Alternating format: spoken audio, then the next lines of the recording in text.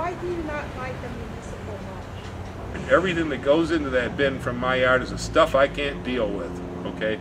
And I don't use any real harsh chemicals or anything on that order, all right? But I will throw everything into that bin that was too diseased for me to want to try to recycle in my own garden. Typically with fire blight on apple trees or pear trees, these days I tend to burn that wood in my barbecue grill to make my chicken taste good, okay? But I used to always throw the diseased apple wood into the green bin before I got smart enough to burn it for dinner, okay? But most people in this area still use chemicals in their landscapes. And the use of weed and feed on lawns is just an epidemic. We still haven't gotten over it. Most of us don't realize how dangerous it is this close to the watershed. And the broadleaf weed killers that are used in a weed and feed fertilizer, and then the mow and blow guy comes through, he mows the lawn, the dandelions died from the chemical application, great, but the grass is loaded with this stuff. You take the grass clippings, they throw them in the green bins, which they should be mulching something with them somewhere or composting them in the yard, but they put them all in the green bins, and there's tons and tons and tons of these things thrown in green bins.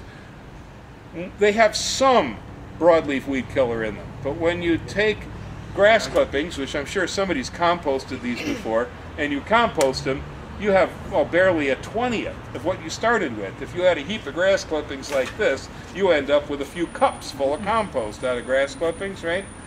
The broadleaf weed killer doesn't go away. It doesn't compost, so it concentrates.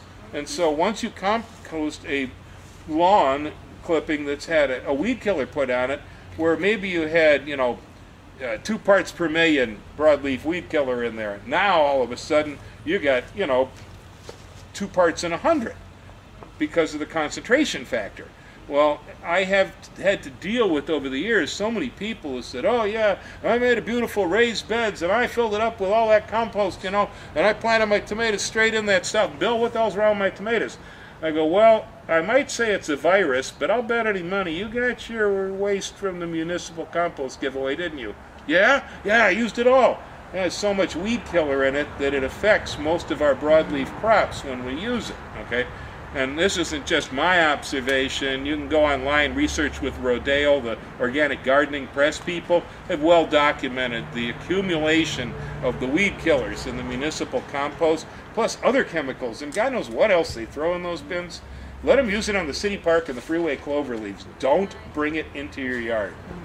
Is there a way to, I made raised beds and I got topsoil and put it in, and so we need to put a lot of compost in there, but is there a way to introduce worms and things like that into that soil? Yes, there is, but generally speaking, if your conditions are suitable, your worms will come.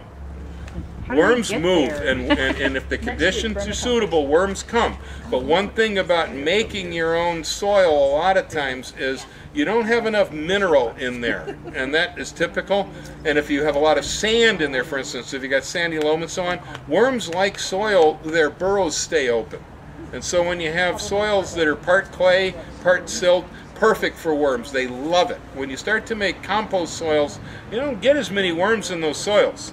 All right, the best thing I can tell you is put down worm candy. Worms love things like chicken manure. They love things like organic fertilizers, Keep the top of the soil constantly covered with some sort of an organic material to keep the soil cooler underneath in the winter.